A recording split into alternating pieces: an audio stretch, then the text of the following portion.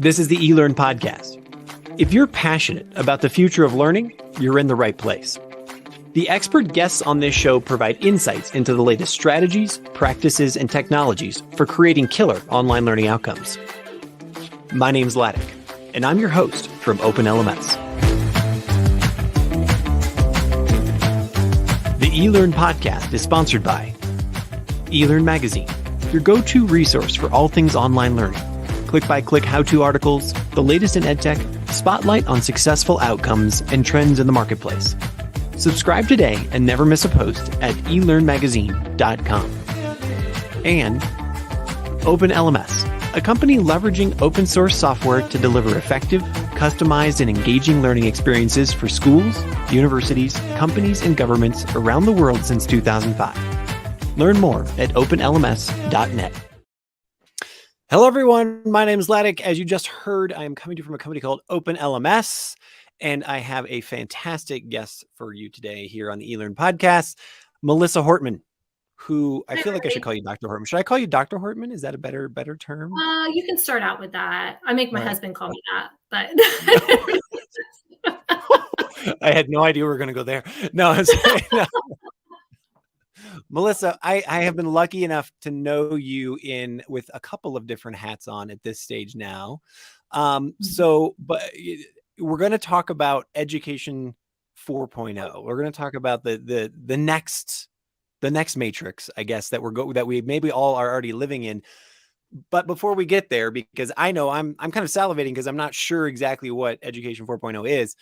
Tell us about who you are now, but like give us the lead up.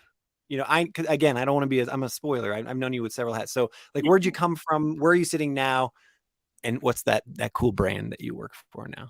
Yeah. So I'm very lucky to work at Microsoft. I've been here for a little over a year, and I help to be a strategic advisor for higher education in the U.S., across the entire U.S., which is really cool. So around digital transformation efforts, anywhere from classroom concepts to research to student success journeys, whatever it might be across an institution. I get to work with really fun people who have a fire underneath of them. And I just love that. And so kind of thinking back on my journey to getting here, I've had a long career in higher education, a little over 12 years. And when I did my doctorate in education to become Dr. Hortman, I did my research in disruptive technologies and disruptive innovations in higher education. And so I've always had this kind of, I've been drawn to like gray literature and how do we change? How do we transform? How do we get buy-in for transformation? What does that actually mean? And so I've kind of created some waves in all my past jobs of, finding those areas for disruption and seeing what that really looks like in higher education, from a community college to liberal arts to most recently at an academic medical center. And so there's so much good, so much innovation happening in higher education, and it's so exciting. So I thought, if I have the opportunity to work across the US with institutions who have this fire and this want and just to transform in some sort of capacity to help serve their students better, I want to take it. I just want to be part of those conversations. So now I get to do that every day, which is absolutely amazing. I get to be amazing faculty, get to work alongside amazing leadership in higher education who just are really putting the student at the center of the experience. And it's a lot of fun. That is, that introduction was just, I'm going to leave now. I can't even do that any better. But before we go to Education 4.0 then, because you have been talking with these, we just, full stop. It's March 7th. We're recording this right now. If you're listening to the podcast feed later, we just came back from our Connected conference. It was our first live conference. And this is the buzz is in the room around what are we going to do about new technologies? How are we serving our students better? How are we going to update to be, higher ed, to be, prescient and exciting and, something that students want. Talk to me about that, or maybe that is the beginning of the 4.0 conversation, is Yeah. we still think if I go to any town in, USA right now, whatever, and I say the words college or university, that is not the first thing people think is not innovative and agile and technology like that. It's still ivory tower. So start me Yeah. there. How is that machinery working in your practice? Yeah, it's interesting. I think a lot of times the news is about the regulatory systems around higher education and how it's been the same teaching in the same way for the past century, right? We're Mhm. still sitting in these classrooms with the sage on the stage in some sort of areas, and it's interesting to kind of lead with that, right? To know that this is the history that we come from. But I do think now this buzz is getting brighter, right? It's becoming a little bit more interesting to talk about.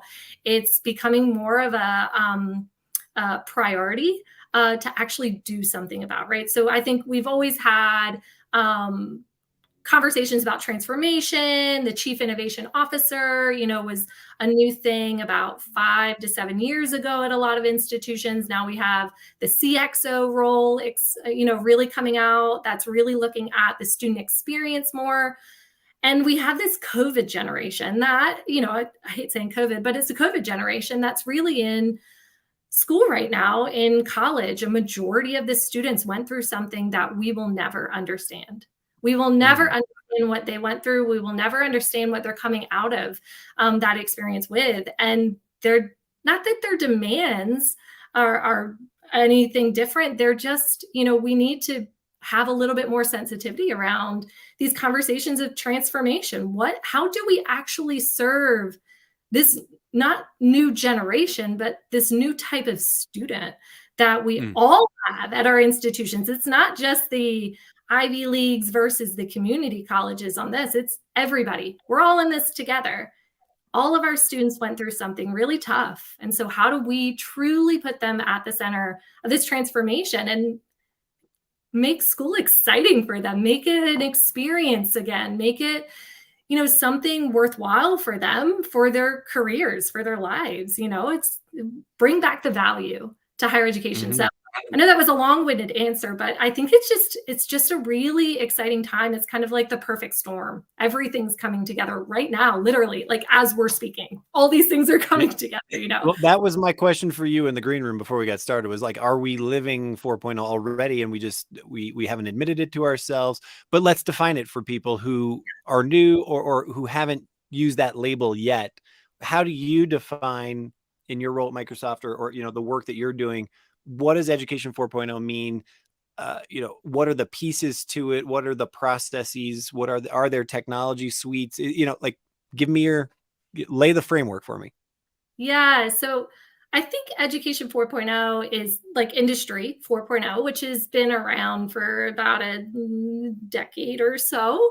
So it's really kind of looking at advanced technologies integrated into education. So I won't just say technologies integrated into education because we've had PowerPoint and certain things that have been around for a long time. But Mhm, these are mhm. advanced technologies. So that's the differentiator there is leveraging these advanced technologies to put the student at the center for critical thinking opportunities, creativity that they can kind of expose them to, collaboration, adaptability, these life skills or transferable skills that they can learn for life through leveraging advanced technologies like AI, VR and AR, Internet of Things, cloud computing, kind of the things that are out there that I do think we are kind of living in. Some institutions are just barreling ahead, right? So if we look at that innovation curve, there'll always be the people on the front end who are just like, let's do it. We're jumping into the deep end. I don't care how cold the water is, we're doing it. But then Mhm. there's a lot of people in the middle who right now we're kind of having those conversations with. And I think we're kind of seeing that exposure to advanced technologies through a lot of things that are happening out there right now. And so, how do they kind of bring those in to an institution to create life skill opportunities like personalized learning and all of the things, project-based learning. It's all the buzzwords kind of all coming together to create a new opportunity for students, which I think, Education 4.0 is what we should be striving for, so that we can transform for the next generation, or for this COVID generation, putting them at the center. So give me your opinion to start with about who or what needs to actually evolve and adapt, because Yeah. I'm thinking about my 14-year-old son who's going to be going to college in 2 or 3 years. He don't need to adapt, right? Like he's already, Yeah.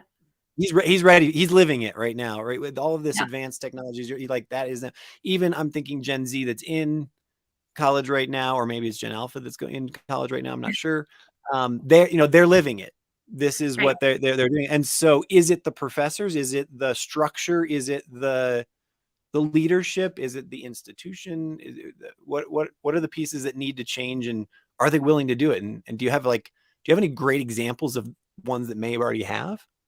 Yeah, it's a great point. I do think that this isn't just one single stakeholder that's ready to go and here we go into Education 4.0. I think that it's a lot of different collaborations between just higher education as a whole. So leadership there, faculty, students, everybody needs to be ready for it, for kind of some of these changes, because it's not the same as it Mhm. was. Things are different, but it also has to be policymakers at all levels, state and local government, and as well as all the way up to the Department of Education. How do we, give accreditation out, and all of the different things to make sure that our curriculum can be flexible and doesn't take 3 years to change, and then we're already behind.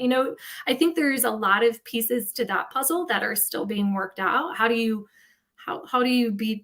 can you be flexible in your curriculum, but then also forward thinking, and then just, I think, again, everybody has to be ready to evolve, and that's hard thing to get everybody on the same page at the same time in the same Mhm. sort of way, um, when you might have computer science faculty who are just, that area is ripe for innovation. And then you might have philosophy faculty who are just maybe really tied to that traditional sort of look within a classroom, which is fine. But adapting across an entire system takes everybody to really buy into it. And, I think that there are those absolutely amazing higher education institutions out there that I've had the privilege to work with. I had an amazing conversation just yesterday with a faculty member, and just one of those like forward thinkers who is just, I see the next 3 years. I know what that is going to take to transform. And they said 3 years, right? And they were just looking at a piece of the puzzle.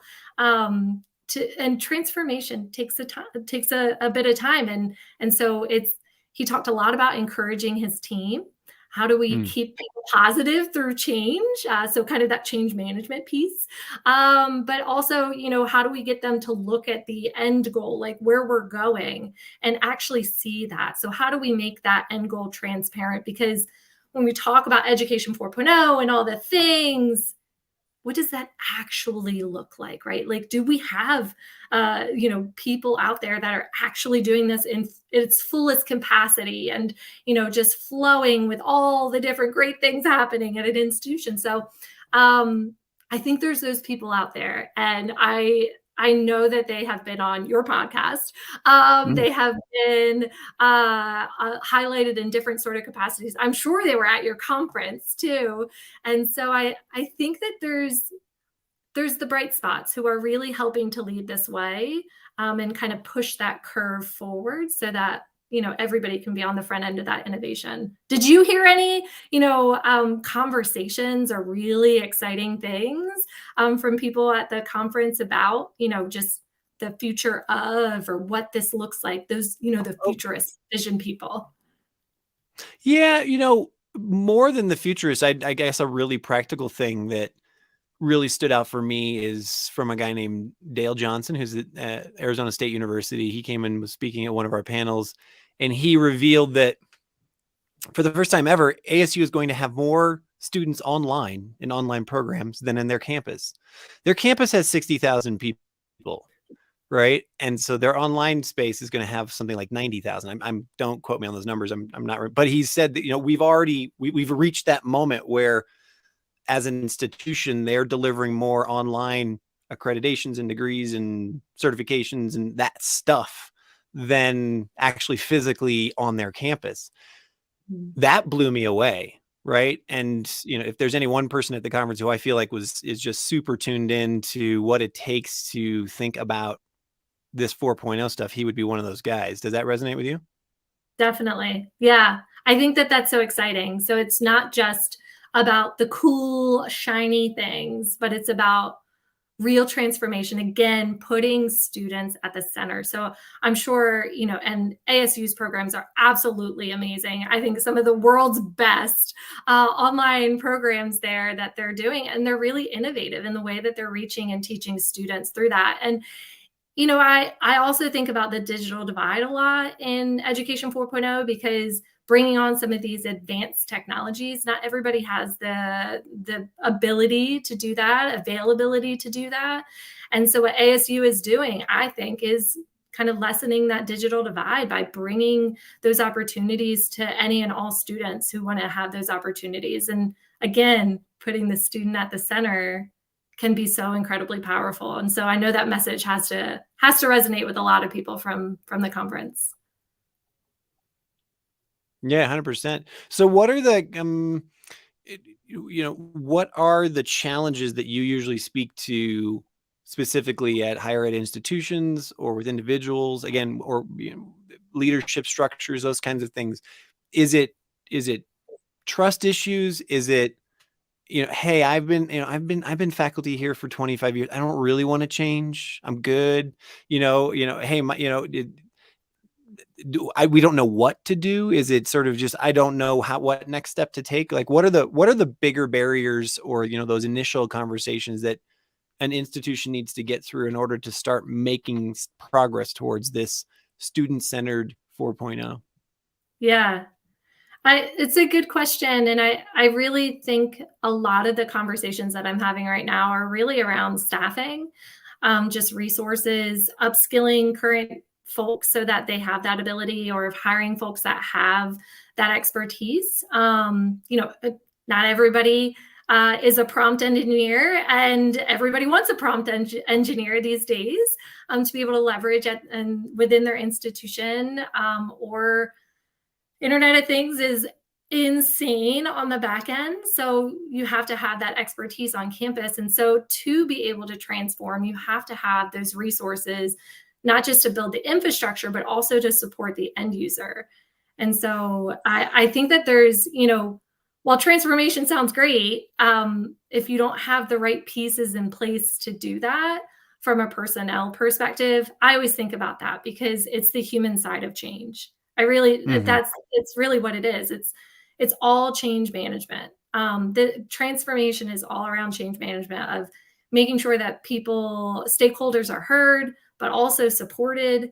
So how can you do that? It's a lot of, I think it's really that side of it is, I don't think that people are scared necessarily of this, or there's fear around it that it's going to take their job from, what I understand, but it's more about the fear of the unknown, and maybe not truly understanding how we're getting there. How am I going to, update my course content while I'm teaching 4 classes, am a PI on 3 grants, and mentoring 7 students for their dissertations, right? So it's not that people don't want to. I think every faculty member, every person that works in higher education is there for the right reason. They're there for the students. And if that means transformation in some sort of capacity, I do believe that everyone is going to do what's best for the students. But to be able to do that effectively, you have to have support for faculty. You have to have support through instructional design, through the technologies, through the infrastructure, through all of these things. And it really comes down to people. It's all humans. Mm-hmm.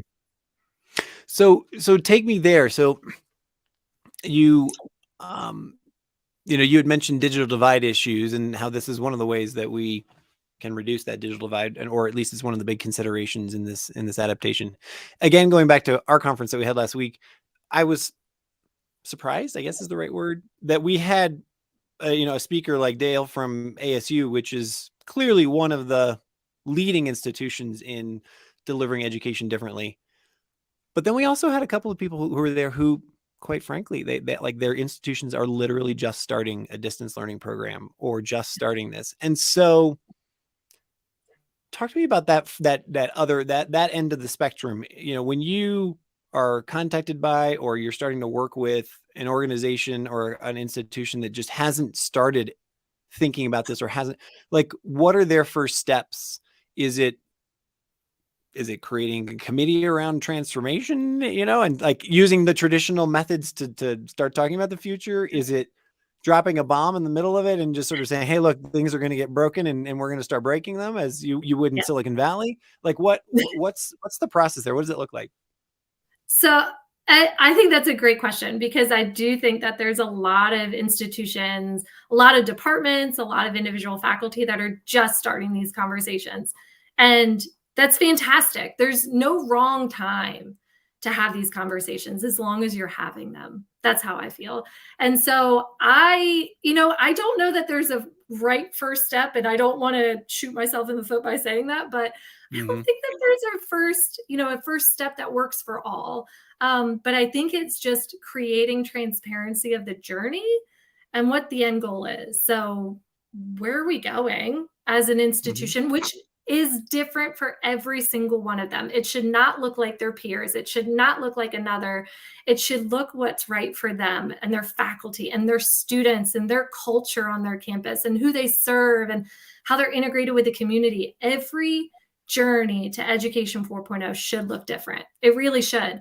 There's no one size fits all for this. And I think that that's the most exciting thing, scary thing maybe, but exciting thing about this is everyone gets to kind of create their own journey. ASU's journey is not going to be what it looks like for, an institution, a small institution who's just starting out. And I think that that's a good thing. We all have our own cultures, or maybe digital divide challenge, or what we really want our students to focus on as they graduate. If it's skilling, if it's whatever it might be, it all looks different. The components are the same, but the journey to the end goal looks different. Okay, and then so what are those common outcomes, those common components then that that journey will take us to? I guess I'm really interested in that. Like, what do we have names for them? Is it a bucket called connectivity and a bucket called self-empowerment, self-empowered learning? I don't know. Like what are those buckets? What are those common outcomes that we should be looking for? Yeah. Well, I think that's a great question. From my perspective, what those common buckets should be is personalized learning. I think we've learned a lot around personalized learning in the past few years. What that takes to get to that point looks different for everybody, right? Personalized learning and how I define it might be different than how an HBCU or an MSI defines that, and it should be different. But I think that that's a bucket that's really important, because students need to feel that this experience is for them. Learning in the classroom, outside of the classroom, it should be for them. They need that sort of, the personalized touch. Who doesn't like that? I mean, we're living in the Amazon world, right? So like, if it can tell me what to buy, like, I just need that, right? So, Sure.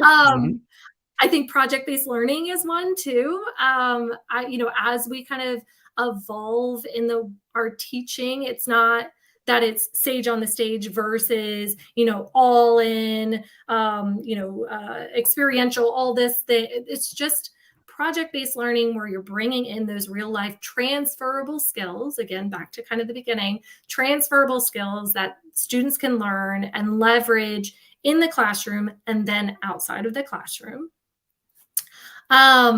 I think some of those advanced technologies and exposing students to them early and often is really smart. So with the era of ChatGPT, I'll bring it up. It's fine. I mean, who doesn't use it on a daily basis now?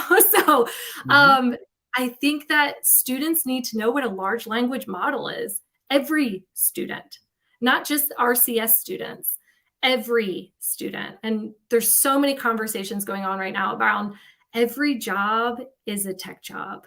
And so how are we preparing every student in every domain to understand these advanced technologies, understand, and then use them responsibly?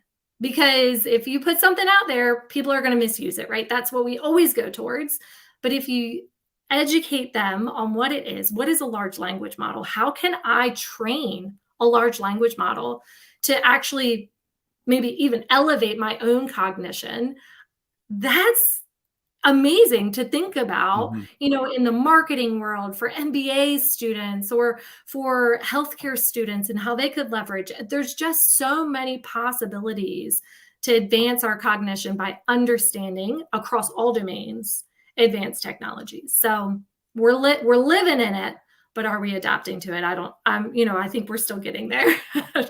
And then I think, some other things like collaborative learning, again, those transferable skills. And then I think the last bucket that I'll talk about is lifelong learning.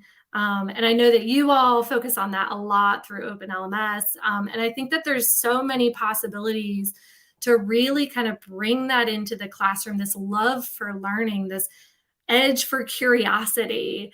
And how do we, across the spectrum, call everybody a learner? I'm still a learner. I'm not in school, but I'm still a learner, right? So we're all learning on a daily basis. So I think it's so interesting. Are you guys still having conversations around lifelong learning at Open LMS? I remember those Absolutely. days. I mean, that's it. It's again, going back to our conference, not to make us the topic here, but it's a critical aspect of everyone, because at what point does education stop and work begin? Are we ever stopping learning when we're employable people?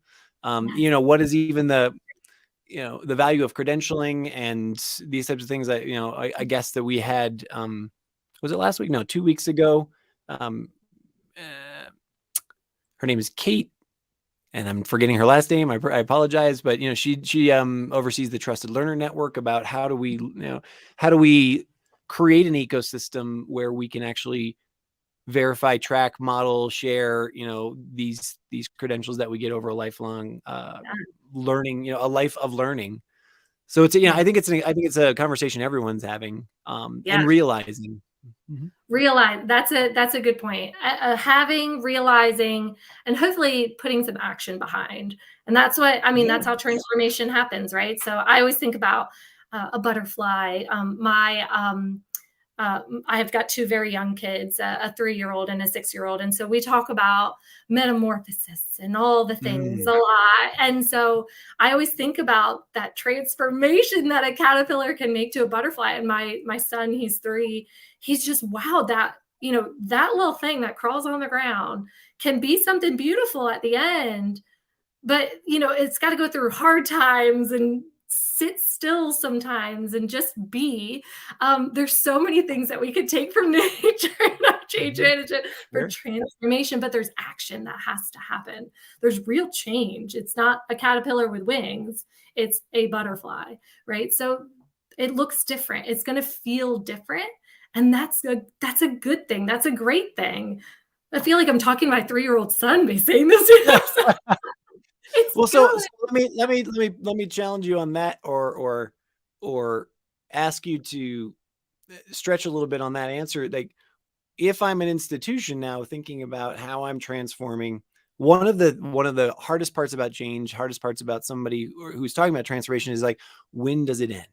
When can I stop changing and transforming? Like, is there something, again, that you work with your clients or you work within your practice where you're like, look, this is what the picture looks like. This is how we know that we've arrived.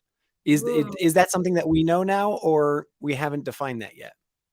that's I love that question.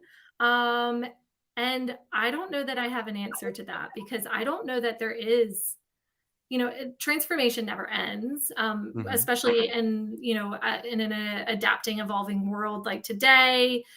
Technology will always be accelerating. Our students' needs might be changing. So getting there, I don't know. I think that we can paint a picture of where we're going, and once we're there, great. But it's like every institution has a new kind of institutional plan mission every 5 years, right? They're always evolving. They're always reaching for more, and so I think you get to a point and then you reassess and say, okay, what's next?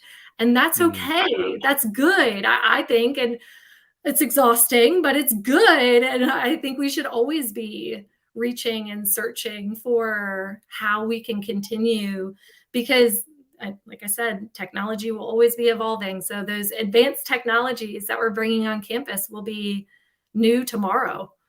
There's always an update. Mm. So last question for you, and this is one I always ask everybody, is what's your vision and what are you looking at for the near term future? The next 6 months, 12 months, maybe even 18 months of, we are now in a world of the generative, AI and, immersive experiences in learning and, lifelong learning, micro credentialing, etc. What are you most excited about? What do you see coming down the pipe? What are you talking to your clients about being prepared for, or maybe that next milestone that is coming down? Yeah, a lot. There's a lot there. Um, I think one project that I'm currently working on that I think is going to be incredibly helpful, and you actually asked about it earlier in our conversation, is how do you take the first step towards something that's really complex? And so, whether it's cloud compute, Internet of Things, advanced technologies, AI in the classroom, what's the first step?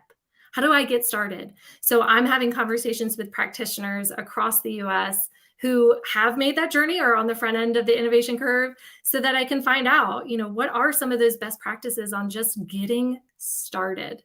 How do I get started? That's the scariest Mhm. part, right? Once you make one step, you make two, you make leaps, you make jumps.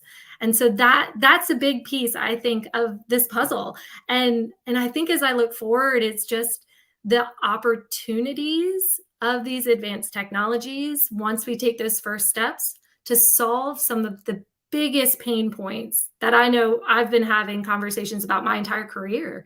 How do we truly help students matriculate, offload that administrative work so that we can connect with them, so that we can, make our advising appointments more informative? What, all the pieces, smart enrollment structures, everything. So I think advanced technologies in the next 6 months, not even I don't even know what's going to happen in the next 12 months, but in the next 6 months is really going to help us understand how we can solve, I think, some of our biggest pain points in higher education, which is so exciting to me. And just, I think, can make a student's experience, a faculty's experience, administrators' experience so much brighter on campus. That's exciting, isn't it? I Yeah. just get excited about that stuff. Fantastic. So, Dr. Melissa Hortman, I continue to call you doctor. I love it. I just closed your exact title at Microsoft. What is your exact title? I'm a senior industry executive. Okay, excellent. And Microsoft, if people want to get a hold of you, if people want to find out more about Education 4.0, what's the best way to do that?